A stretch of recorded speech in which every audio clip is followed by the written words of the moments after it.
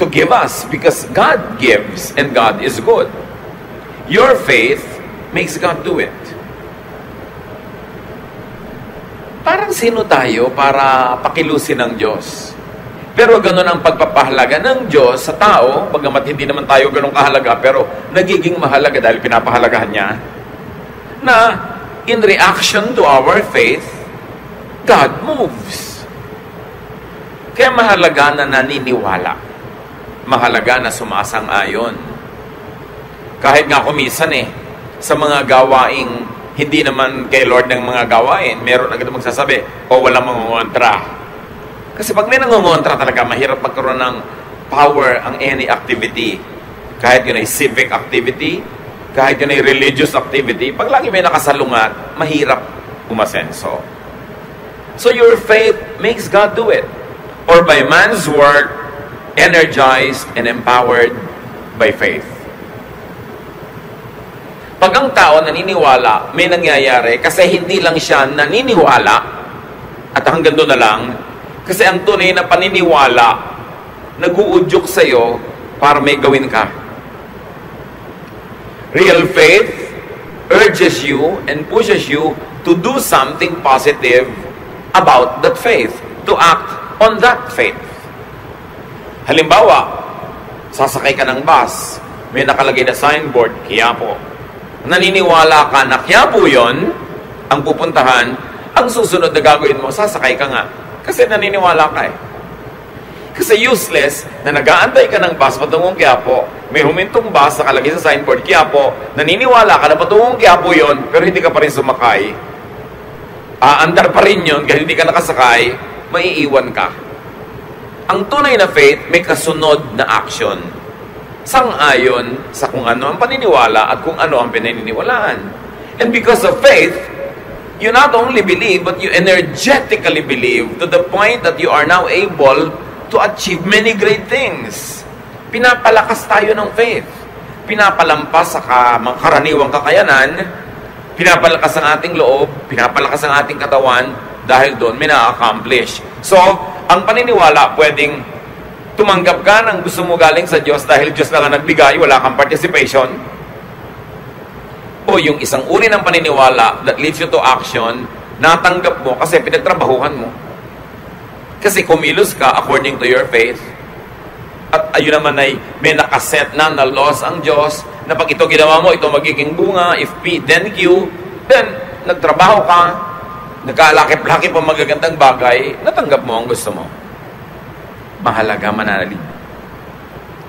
Yung mga iba, kahit ang dali-daling gawin, pag hindi sila nananalig, wala nangyayari Sasali sila sa contest, pero wala naman silang pananalig na mananalo sila. So lamang yung performance nila, hindi talaga nananalo. Kailangan may pananalig. How else do you receive what you want? Kakambal yan sa pinag-uusapan natin kanina. Work. Real faith is active. It inspires, empowers, and moves you to produce what you want. Mahalaga yun. Kaya ang sabi sa James 2:17, bagamat may ibang konteksto sa original use, but the universal meaning is the same. So faith by itself, if it has no works, is dead. Para ang pananalig na walang kakambal na kilos na aksyon.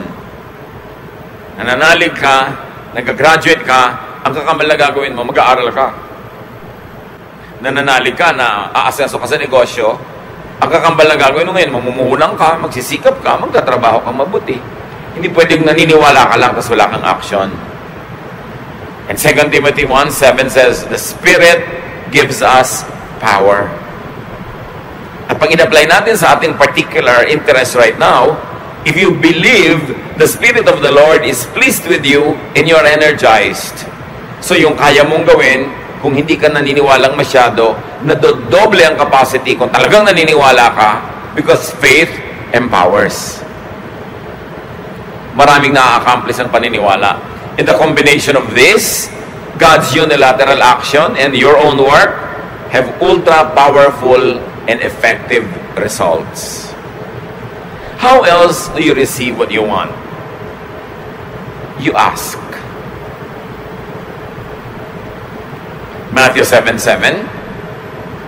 Jesus speaks here. Ask and it will be given to you. Seek and you will find. Knock and the door will be open to you. Pag humihingi ka, ibibigay sa'yo. Ang pagbasa kasi ng mga matatalinghagang salita na ito, you've got to get the spirit of the sentence at hindi mo kailangan siyang extreme ang gagawin mo explanation.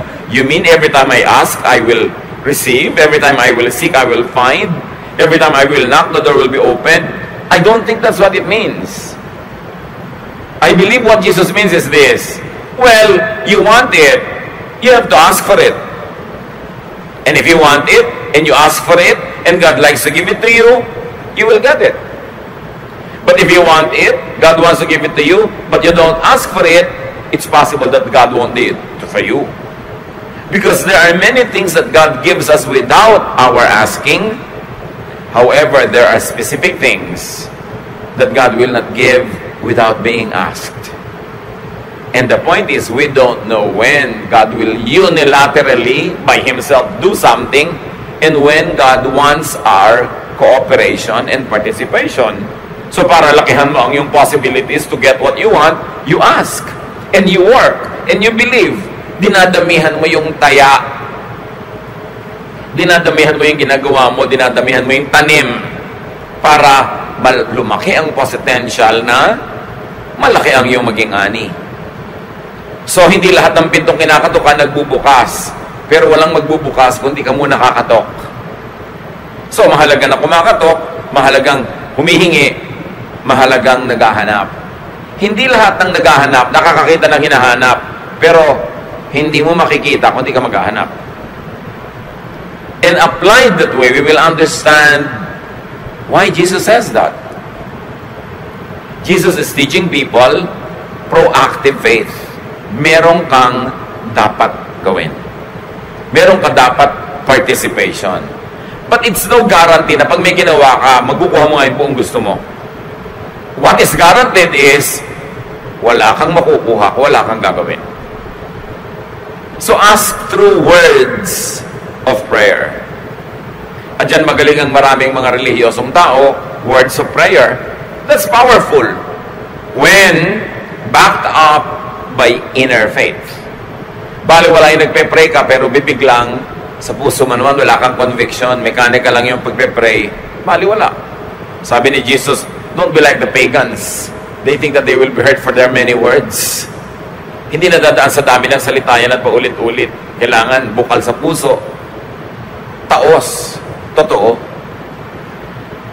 There's another way of asking. Ask through any and every other word that is not technically a prayer word. Pwede ka kasi magsabi na ganito Lord,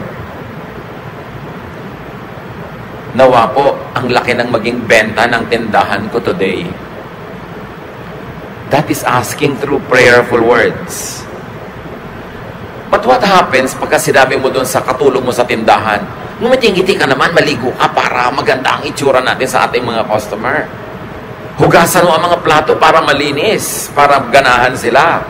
O, kailangan maganda ang presentation natin, kailangan masarap. These are words that are not prayer, right? But they are words that also ask God to bless you. Hindi lahat ng prayer yung merong, this I pray in the name of Jesus, amen. Nagpe-pray tayo tuwing nagsasalita tayo. At hindi ba sabi kung ano pa nagpe-pray mo, ibibigay sa'yo? So gusto mo pala, malaki yung benta mo, nag-pray ka, Lord, lakihan niyo po ang aming benta ngayon. Pero may mga sinasabi ka rin na words that are not technical prayers, but words that are still heard by heaven. Words that can still be blessed by heaven. Kaya pag sinabi mo umagang-umaga, buwisit namang umaga to, sira ng araw ko, prayer yan.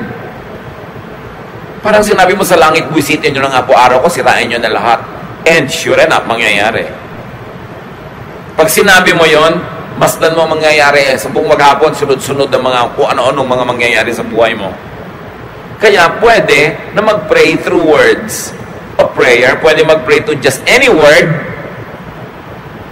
Halimbawa, sinabi mo, Lord, bigyan niyo po ako ng mga kaibigan Tapos may nakasalubong ka, sinabi mo, good morning.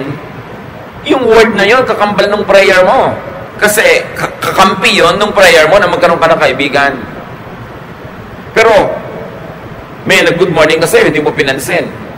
Ano, maganda sa umaga. Pero ang prayer mo kanina, magkaroon ka ng friends. Kinokontam ng words mo, yung prayer mo. At dito tayo hindi mapagbantay, mga kapatid. Mapagbantay tayo sa formal prayer. Lahat ng sinasabi, iniingatan. Pagka-pray, ano mga pinagsasasabi natin? Lord, i-bless niyo po ang aming bansa. Pray tayo ng pray na ganyan sa Luneta, sa Cuneta, sa Quezon Memorial Circle. Puro pray for the nation. Pero araw-araw, ay, pesting bansa ito. Ay, nakakainis. Ay, only in the Philippines. Ano ba ng klase Pilipinas? Minumura mo yung bansa mo actually araw-araw. Tapos kunwari nagpe-pray ka, natatalo. Dapat tayo mga Pilipino mag-pray through our non-prayer words to bless our family, to bless our nation. Pag sinabi mo, may asawa ko, batugan yan. Prayer yun. Nagkakatotoo. Kasi sinasabi mo, and there is power in the spoken word. Why? Because we were made in God's image. Kahit tayo tao lang, kahit tayo lupa lang, hindi totoo yun. Meron tayong Espiritu ng Diyos na nasa atin. Diba? God said, let there be light. Nagka-light. God said, let there be vegetation. Nagkaroon. Ikaw, may image ka of God in you. Ibig sabihin, may power of God that is in you. So sabihin mo, ay, pesteng buhay ito. Nagkakatotoo. Ay, minalas na ang benta ko, nakita ko mukha mo. Kakatotoo. Kaya ang tinuturo sa atin sa Bible, bless, don't curse. Always bless. Kasi yun na matutupad. Hindi lang yun. Ask through thought. Isip. Sa palagay nyo ba, may pagkakaiba sa Diyos? Yung prayer na sinabi ng labi at yung prayer na nandito hindi sinabi ng labi. Nakarating na rin sa langit yun. That's why you watch your thought. May kaharap ka, sabi mo, good morning, ang ganda-ganda ng damit mo, praying thought mo, pangit. Kunwari lang, niniwala ka naman. Sabi ng thought mo, nagtutunggali ang inyong mga espiritu, naglalaban kayo. Nararanasan nyo ba yun? Pareho kayong shake hands kayo, sister, good morning, pero yung mga ainin nyo talaga nagsusuntukan. Kasi yung thought nyo, naglalabanan. At kahit wala siyang sinasabi mo, alam mo, inis siya sa'yo. Kahit wala siya sabihin. At alam din niya, inis ka sa kanya. Kasi spiritual beings tayo, nag-uusap ang mga spirito natin. Kaya meron, hindi naman ako inaano niyan, mabigat ang loob ko sa babaeng yan. Nararamdaman niyo yun? Kasi yung mga spirito niyo nagtutunggali. Ganon din sa prayer, mga kapatid. Ang thought natin ay prayer. Pag sa halimbawa, yung thought mo puro, sana madapa ito, sana mapahiya siya, sana magkasakit siya. Sa palagay niyo, i-bless kayo ng langit with such negative prayers? Pag akyat ng prayer niya sa langit, tatalbog, baka sa inyo pa ulit bumalik. Kaya sabi, whatever you wish that people would do to you, do to them. Whatever you wish that people would pray for you, or think for you, think and pray for them that way. Ikaw din ang aani ng iyong tinatanim. Kaya gusto mong umasenso, paasensohin mo ang pag-iisip. So ask God through thought. And ask God through body language. Lord, palakasin niyo po ang aking katawan. Pero ang kinakain mo, puro hindi dapat kanin. Ang damad-damad mo mag-exercise. Anong lakas ng katawan na inaasahan mo kahit natampakan mo yan na in Jesus' name, I bless myself. Tapos pulo cholesterol ang kinakain mo, your body language is a prayer. No wonder, maraming tao, lito, hati. Kasi magkakaiba yung formal prayer sa thought life at sa body language. Ang gusto ng Diyos, one, unified self. Hindi hati ang loob. Kaya mahalaga, madisiplina natin para ng pag-iisip natin at pagsasalita. Mark 11:24, therefore I tell you, Whatever you ask for in prayer, believe that you received it, and it will be yours. Let's operationalize that. Ang prayer mo na hindi word of prayer, kundi thought and action, itong asawa ko na to, mga ngaliwa ito eh. Wala akong tiwala talaga dito. Yan ang thought mo. Prayer mo yun. Sabi, believe that you have received it, and it will be yours. Hindi naman ako tutulungan itong boss ko na to. Galit siguro sa akin tong kapwa ko manggagawa na to. Yung mga ganong thought, prayer yon. Sa palagay nyo, may pagkakaiba sa langit yung Lord, this we ask in Jesus' name, na may tag sa dulo, at yung iba nating iniisip. Kaya, sinabi sa Bible, pray without ceasing. Sabi mo, paano kaya ako magpe-pray without ceasing? Ibig sabihin, amen, amen, amen, amen, hallelujah, hallelujah, non-stop? No! Ang thought mo, ang action mo, ang prayer mo, ang non-prayer mo, ang lahat ng ginagawa mo, ang body language mo, ay prayer. So, choir ka, member, instrumentalist, singer, oh Lord, i-bless you po ang aking pagtugtog na maging maganda. Anong body language mo? Nag-e-ensayo ka ba? Kakanta po ako, mabless mo ang mga tao. Minimorya mo ba kanta mo? What is your body doing? Ang prayer ng salita mo, ng bibig mo, maging blessing ka, pero yung action mo, hindi. Tatamad-tamad ka mag-ensayo. Sa palagay mo, sabi, believe that you receive it and you will get it. Pag na-discipline natin ang pag-iisip, na pag-isa-isa natin yung pag-iisip, pagsasalita na non-formal prayer at formal prayer, magiging buo ka. At sabi, hindi nagbibigay ang Diyos sa mga taong hati ang loob. Ayaw niya nung parang sinisiklot-siklot ng alon na lagi nagdadalawang loob. Kailangan solid. Complete prayer involves verbal, non-verbal words, and lifestyle prayer. Kaya pwedeng mag-pray without ceasing. Yung Lord, palusugin mo po ako. Ano yung paulit-ulitin mo, Lord, palusugin niyo ako, Lord, palusugin niyo ako. Yun yung mantra ng mga Hare Krishna, inuulit-ulit nila para may points. Pero yung Lord, palusugin niyo po ako, sabi ng words mo. Tapos ang katawan mo, naglilinis ka ng katawan mo. Tapos kumakain ka ng tama. Tapos yung utak mo, hindi ka nag-iisip na masasama to ko sa kapwa. Hindi ka nanonood ng mga horror na nakakatakot. Hindi ka nakikipag-chismisa na baka saksakin ka sa likod ng chinismis mo. Anong lusog mo na may gunting kang nakatarak sa likod mo? So, lifestyle prayer. And when you pray a lifestyle prayer, tatalab. Yung iba ang haba-haba magdasal, 3 oras. Kulang na lang magtumbling, gumulong. Pero ang pagkatapos mag-pray, ang buhay na ipinapamuhay, kabaligtaran ng sinasabi, kaya wala nangyayari. James 4:2-3, you want something but don't get it. You kill and you covet, but you cannot have what you want. You quarrel and fight.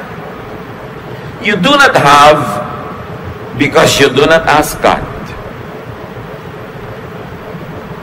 When you ask, you do not receive because you ask with wrong motives, that you may spend what you get on your pleasures.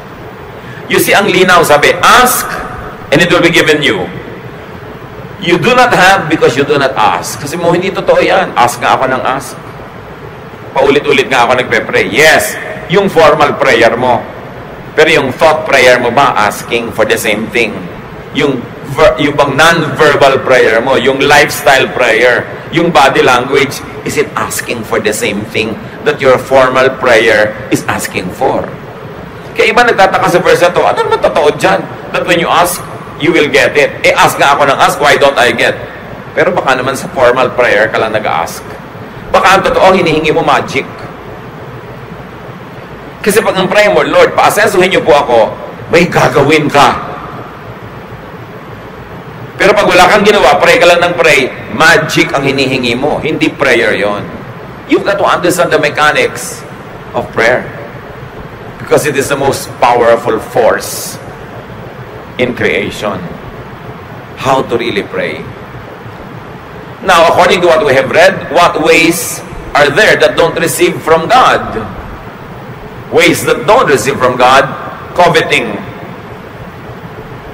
Humihingi ka lang dahil naiinggit ka na meron noon yung kapwa mo.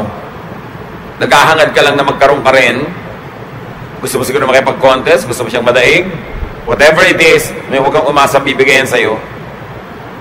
O kaya humihingi ka, you receive from God, because you are killing, quarreling, and fighting.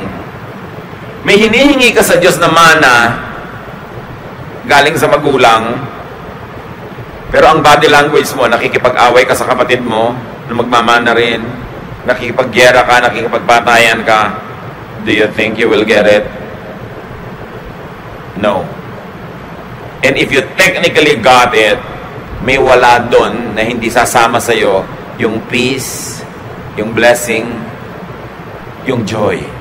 Nakuha mo lang, pero actually hubad, shell lang, kasi walang kasamang blessing, dahil inagaw mo lang. Another way that doesn't receive from God is not asking God. Now, dalawa yan, ha? It is not asking. You just get it on your own. When you try to get something from God against God's methods, it means you are not asking God for it. You are getting it on your own. Sa sarili mong paraan, dahil alam mo, kung susundin mo ang paraan ng Diyos, hindi mo makukuha, gagawa ka ng ibang paraan, under the table, evil way, you are not asking God. You are trying to get it yourself, your own way. And sabi, don't expect that you will get it. You do not get because you do not ask God. Ngayon, may nag-a-ask naman, but they are not asking God. They are asking Satan. They are asking somebody else. Kasama niya, yung nga ganyang method, walang mangyayari. And another way that doesn't receive from God is asking, but with wrong motives. Sabi nga ni Solomon, napansin niyo ba? Maraming ambisyon dahil lang inggit sa katabi, sa kapwa. Hindi ambisyong gumaling na maging doktor, ang ambisyon maging mas magaling para may mahigitan. Hindi ambisyon lang na guminhawa sa buhay, ang ambisyon maging mas mayaman at makipaghiganti sa mga dating kamag-anak na nagmaliit sa iyo. Mga wrong motives. Hindi ba yung Lord, pag ginawahan niyo po kami para guminhawa kami? Hindi. Para makita nila na may nangyari sa buhay ko. Mga ganyang klaseng paraan. Sabi ganun, this is not in accordance with God's mind. Don't expect that God will give it to you. Ito ngayon ang mga mapanganib sa mo. Anong God will not give it to me? Nasa akin na nga. Sino ang nagbigay sa iyo? Nakakatakot lalo yan. Hindi pala Diyos ang nagbigay. Iba yung method na ginawa mo, hindi method ng Diyos. It was not God you asked. Who did you ask? Sabi, it is important for you. What does it profit a man to gain the whole world and lose his soul? Kailangan kung may natatanggap tayo, galing sa Diyos. Sa pamamaraang maka-Diyos. Sa Diyos hinihingi. Hindi ka humihingi sa kaaway. Because yung kaaway, marami naman talagang under His power right now. Talagang pwede kanyang bigyan. Anong kapalit? Kaya tinitiyak natin, galing dapat sa Diyos. Huwag na huwag kayong maiinggit sa mga taong alam nyo na ang tinatamasa nila na kuminsan gusto pa natin kainggitan, hindi naman galing sa Diyos. Hindi galing sa maka-Diyos na pamamaraan. Ninakaw lang. Nandaya lang siya. Nanakit ng agaw ng hindi kanya. Tapos parang ang saya-saya niya, don't ever think na dapat kainggitan ng ganong mga tao. Dahil mabigat ang bayad ng ganong mga bagay. So meron kayong gustong matamasa sa buhay, do it, or ask God to do it for you. When do you do it? Pagkaya nyo.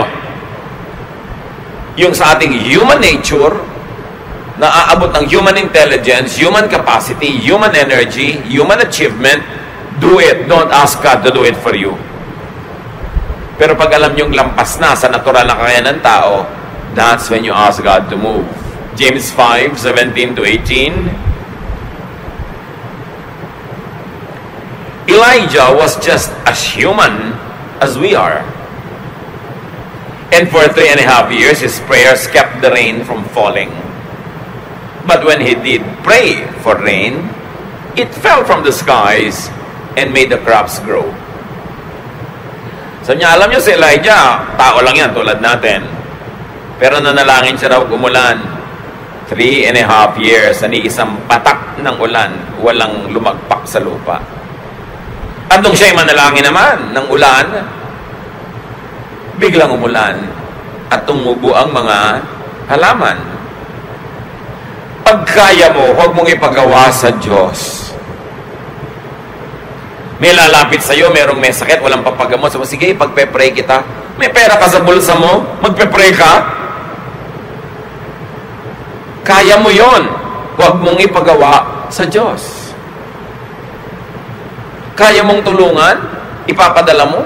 Kaya sabi sa Bible, sabi ni Jesus, huwag niyong gayahin yung mga ibang mga Kristyano dyan. Mga ibang mananampalataya na may lalapit. Sabi, oh sige, I wish you well, nawa mabusog ka, nawa gumaling ka, nawa gumanhawa ka. Pero wala ka naman binibigay niya, no? Kaya mo sasabihin, Lord, nawa ipapasin niyo ako sa test. Anong kaya mong gawin? Mag-aral ka.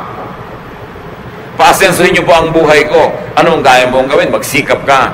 Huwag mong ipapagawa sa Diyos yung inilagay na niya sa iyo yung kakayahan para magawa mo mismo. Pero yung hindi mo talaga kaya, yun ang ipapasa Diyos. Tulad ng example na nakita natin, hindi naman kaya ni Elijah na pigilin ng ulan eh.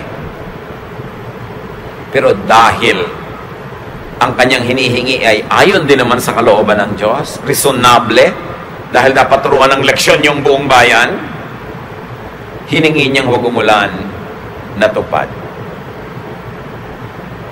How else do you receive what you want? Be near the giver. Be in the path of blessings. At sa giver, isang malaking G, isang maliit na G. Yung malaki, syempre, Diyos. Yung maliit, tao. Gusto nyo na tumanggap na maraming mabubuting bagay sa buhay, dumikit kayo sa makakapagbigay nun o doon sa binibigyan ng Diyos na pwede kayong maanggihan, maambunan ng grasya. Hindi man kayo yung gustong pagpalain, kadikit kayo sa pinagpapala, napagpapala na rin kayo. Kaya ang sinasabi sa Bible, choose your companions. Bad company destroys morals. And not only that, yung parusa para sa bad, nadadamay ka kung nakadikit ka. Lalo asawa ka, anak ka, magulang ka na gumagawa ng mali. So, wala naman akong ginagawang mali, ba't ako nadadamay? Kadikit ka eh. Pero marami rin tayong blessing kung tayo ay malapit doon sa nabe-bless. Tulad na napakarami mga gutom, nandun kasi si Jesus, hindi sila nanatiling gutom na matagal. Luke 9:16 to 18, Jesus took the 5 loaves and the 2 fish. He looked up toward heaven and blessed the food. Then he broke the bread and fish and handed them to his disciples to give to the people. Everyone ate all they wanted. What was left over filled 12 baskets. 5,000 tao daw yung pinakain, lalaki pa lang ang binilang, hindi pa nabilang yung mga babae at bata. Anong pinagkunan? 2 maliliit na isda. Ewan ko lang kung tabyos, diba? O dulong, basta isda. Sa bagay, wala nun sa Israel. So, malaki-laki ng konti yung isda siguro. Pero ano naman nun ang size sa mga isda ng mga maralita? Nag-donate lang naman isang simpleng batang shepherd. At 5 maliliit na tinapay, napakain ng lahat. Si Jesus kasi yun eh. Ang lesson dito mga kapatid, be in good graces. Be in the good graces of givers, of distributors. And of course, the best giver is the Lord Jesus. Pag malapit ka sa Kanya, malayo pa namang mapaghimalaan ka. Malayo pa namang mapakain ka. O malapit ka sa bine-bless niya, malayo pa naman na pati ikaw mapakain na rin. So mahalaga to be in the path of good blessings. To be in good graces of givers. Alam niyo maraming tao, kaya gutom, kaya hikahos, kaya hirap. Yung mga pwedeng tumulong at magbigay sa kanila, ininis nila, dinala, inutangan, hindi binayaran. Matapos silang tulungan, chinismis pa nila. Bibigyan sila, mamaya nandyan na naman sila, bibigyan sila, nandyan naman hanggang kadalaan at pinagtataguan na. Marami sanang paraan para ma-bless tayo ni Lord. Pero yung mga daan patungo sa atin ng blessing, bara-bara-bara. Sino nagbabara? Bad conduct ng tao. Muna ko, wala po nagpapautang sa akin. Pag may nagkukwento sa ng ganon, parang kawawa siya, ang sama-sama ng mundo. Ang dapat mong isipin, gaano karaming sinuba mo na wala na tuloy magpapautang sa'yo? Pagka may mga dumadaing, hirap na hirap po ako, may mga kapatid naman ako, asenso yung buhay, hindi ako tinutulungan. Imbes isipin mo agad na masama yung mga kapatid, ang una mong iisipin, anong ginawa mo, nakawalang hiyaan sa mga kapatid mo, at natitiis ka tuloy? Kasi pagka ang tao, hindi siya dinadatnan ng blessing, madalas, siya ang may kasalanan nun, hindi ang mundo. Kasi ang dami-daming blessing na pwedeng makarating sa atin. Ang daming pwedeng pagdaanan. Ano't walang makarating sa'yo? Sisisihin mo po ang mundo? O something is wrong with the way you deal with people? Pag may naasahan ka, dadaganan mo na hanggang madurog. Pag may tumulong, hindi mo susuklian ng maganda. Anong kailangang sunod-sunod, tuloy-tuloy, at pakyaw-pakyaw na mali mong gawin para lahat ng tao sa planeta magkaisa-isang ayaw na nilang tulungan ka? Don't tell me sila lahat ang may mali. Kaya mga kapatid, pag may lumalapit sa inyo, huwag kayo agad-agad naawa, huwag kayo agad-agad nagsisimpat dyan na wala pong tumutulong sa akin sa dinami-rami ng tao. Ang itatanong mo, ba't kaya siya hindi tinutulungan? Likas naman sa tao matulungin hanggang madala lamang. So do not needlessly oppose, offend, and alienate dispensers and channels of blessing. Sa isang pamilya, usually may isa o dalawang kapatid naman na medyo umaangat-angat. Ikaw hindi makaangat-angat. Huwag mo nang inisin. I-please mo na. Huwag ka nang makipagtalo, makipagyabangan. Dahil ikaw din ang kawawa pagka hindi ka tinulungan. Lumagay ka sa lugar. Merong sobrang mayaman o makapangyarihan, magdahan-dahan ka bago mo banggain. Kasi baka kailanganin mong tulong niya. O kaya, gamitin niya yung yaman niya at lakas niya para durugin ka.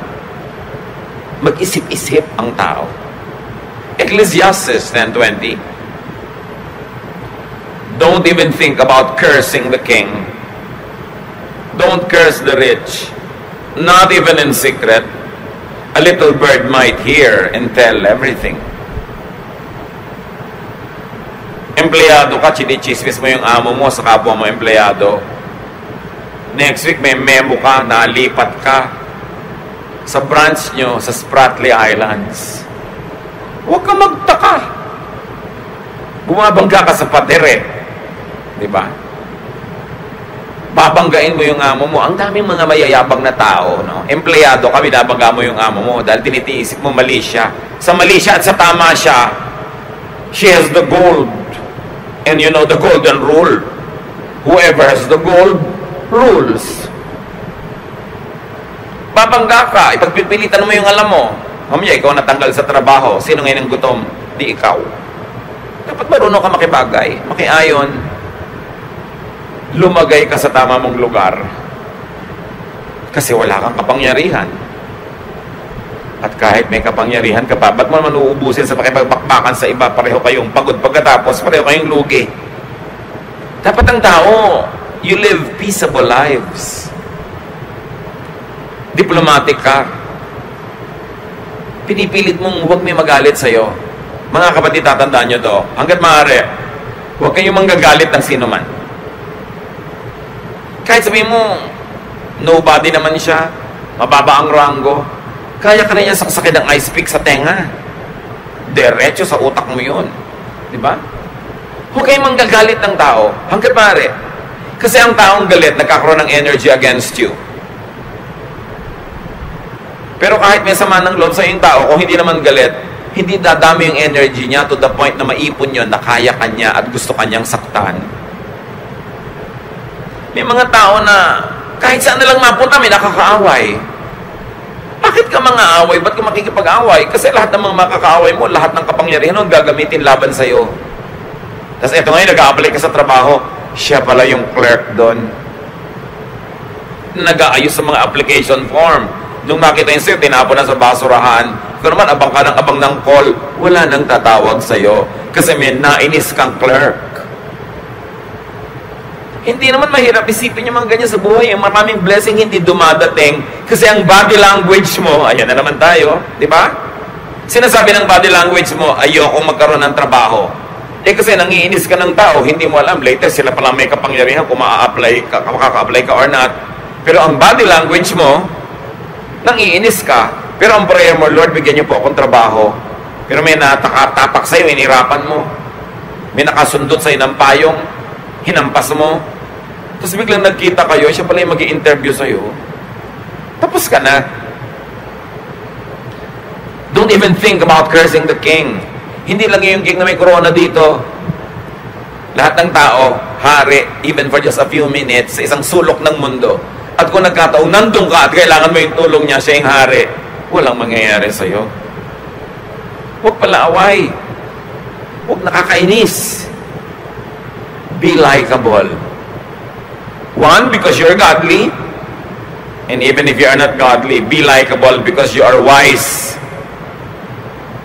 Because when you are liked, people help you. And we all need help to get all.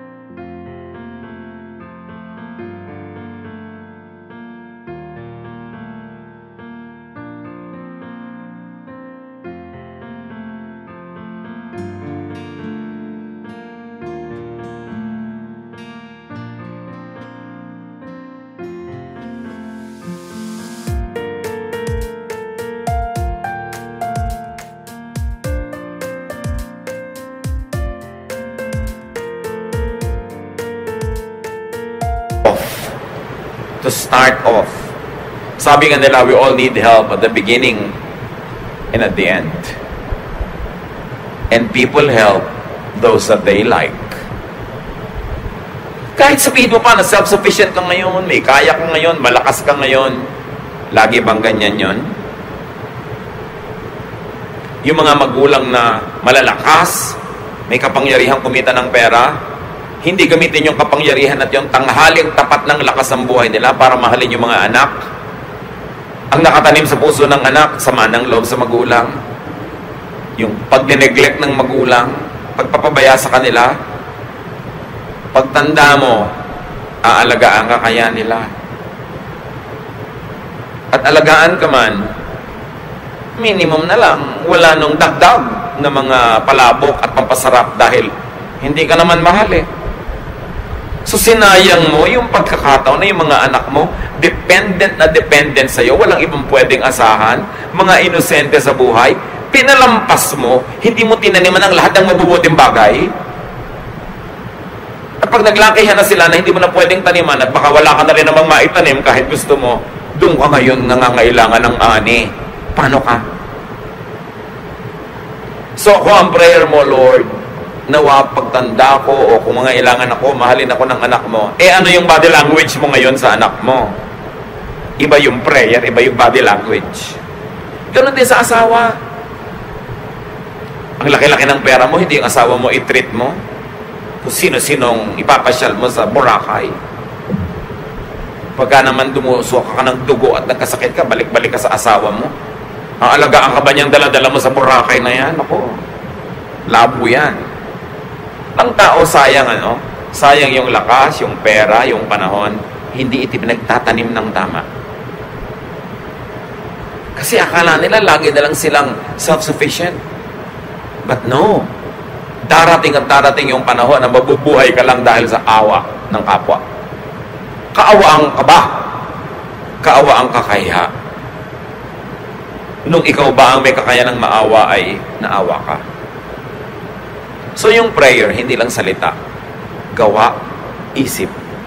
Pag naglakip-lakip, natutupad. Don't make enemies. Kahit walang kwentang posisyon niya ngayon, kahit mahina siya ngayon, gumugulong ang buhay, yung mga dating nasa ilalim na palagay sa ibabaw. Sabi mo, ba't naman po ako, hindi na napaibabaw? Baka putik ka talaga, nandun ka lang sa ilalim, hindi ka gulong. Kasi kung gulong, dapat gumulong ka eh. Ba't hindi gumugulong ang buhay mo? May problema ka noon. Huwag mong sisihin ang mundo. Huwag mong sisihin ang planeta, ang mga anghel, ang mga Kastila at Hapon. Dapat sarili mo, tingnan mo, anong problema ko? Ba't di ako umaasenso? Bakit pag may 10 nag-apply, natatanggap yung siyam ako, hindi? Mabuti pa ang kalendaryo, may date, ako wala. Siguro, baka hindi mo pinapackage sa sarili mo. Mabuti pa ang makinilya, natataypan. Look at yourself. What are you doing with yourself? Kasi hindi naman tayo nilikha ng Diyos na powerless. May power tayo to shape the direction of our lives. You cannot always create every detail of it, but you create the general direction where you will go. So, remember, asking means thinking about, talking about, and doing according to what you are asking for. How else do you receive what you want? Open your eyes to God as the real source of good things and be a gracious recipient. Anong ibig sabihin ko dyan? May nagtatanong sa akin, Pastor, pag may bigla pong magbibigay ng offering na panalunan sa loto, tatanggapin nyo? Sabi ko, buong puso. Talaga po, galing sa gambling. Ano pakialam ko kung saan galing yun? Ang may pakialam ako kung saan patungo yung fund na yun. Oras na punta yun dito. Maraming sobrang arte. Ayaw pang tumanggap. May sakit na, bibigyan ng anak. Saan galing ito? Baka sa masama. Ayaw pang tanggapin. Alam nyo, ang propeta si Elijah, gutom na gutom. Nalagay siya sa napakarayong lugar na walang pagkain. Alam nyo kung paano siya nanatiling buhay? 1 Kings 17:6. Ravens brought him bread and meat twice a day, and he drank water from the creek. Mga uwak, mga ibong maiitim, mga ibong considered in Israel as unclean. At alam nyo kung paano kumakain ng uwak? Ninanakaw niya. Huwag kayong magpapatuyo ng mga tapa at mga kung ano-ano, dadagitin ng uwak. Nagpapatuyo kayo ng mga danggit, mga kung ano-anong mga sari-saring pagkain, ninanakaw niya. So in other words, itong propeta, ang kinakain niya araw-araw, nakaw. Bagamat hindi siya nagnakaw, yung uwak. Dala-dala ni uwak yung karne, kinakain ni propeta. Kung si propeta, ginagaya yung mga ibang relihiyoso, hindi ko kakainin yan, maruming pinanggalingan. But the Bible is clear. God sent the ravens to feed him. So kahit man ninakaw ng uwak yun sa isang tao na nagpapatuyo ng mga karne, yung tao na yon, yung karne na yon, yung planeta, pag-aari yun ng Diyos. So pag Diyos ang nag-assign, kunin yan, ilagay doon, hindi yun nakaw. And that's what I want to say to you, mga kapatid. Huwag kayong sobrang maselan. Huwag kayong sobrang maarte sa blessing. If God likes to bless you, accept it. Be a gracious recipient.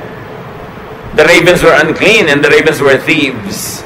But God, in His infinite mercy, fed the prophet this way. Kaya meron pa na. Paano po yung pastor? Wala akong trabaho, ang tagal-tagal na, wala akong maipakain sa mga anak ko. Pero, nagkakaroon sana ako ng trabaho, pero may trabaho po pag Sunday. Hindi ako makapag-church. Magtatrabaho.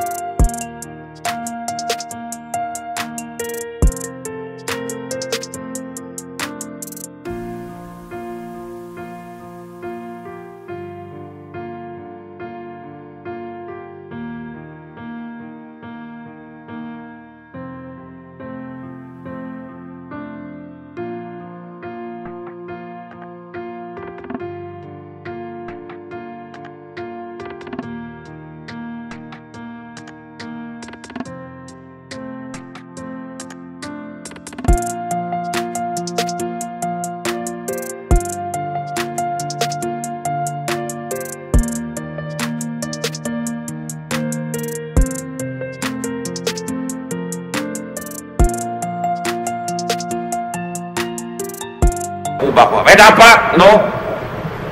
Paano po ang church? Mag-church ka na sa Wednesday, Thursday, Friday, kaya nga marami eh.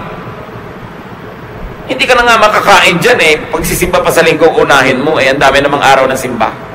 Ang daming araw ng paglingkod sa Diyos. Meron pa, naku, tumutugtog po ako sa church, wala akong katrabaho, pero ang gift ko talaga tumugtog. Meron kumukuha sa akin sa gig. Ayaw po ako payagan ng pastor. Palalamunin ka ba ng pastor? Kung palalamunin ka, sige, huwag kang tumugtog. Pero kung hindi tumugtog ka, dahil blessing yan sa iyo ng Diyos. Kailangan mo ng pambayad ng rent, kailangan mo ng pambayad din po sa arte-arte mo. Ang kailangan, intindihin mo yung pangangailangan mo. At bakit natin sinasabi yan? James 1:17, every good and perfect gift comes from the Father who created all the lights in the heavens. Pag makakabuti sa'yo, galing yan sa Panginoon. Huwag kang sobrang maselan. Psalm 24:1, the earth is the Lord's and everything in it. The world and all who live in it. Pag may pagpapala, tanggapin mo. Kung may choice ka na better choice, mas religiously sound choice, take it. But meanwhile, wala ngayon. Mabuti kung nag-iisa ka sa buhay, ang arte-arte ng conviction mo, may anak kang nagugutom, may asawa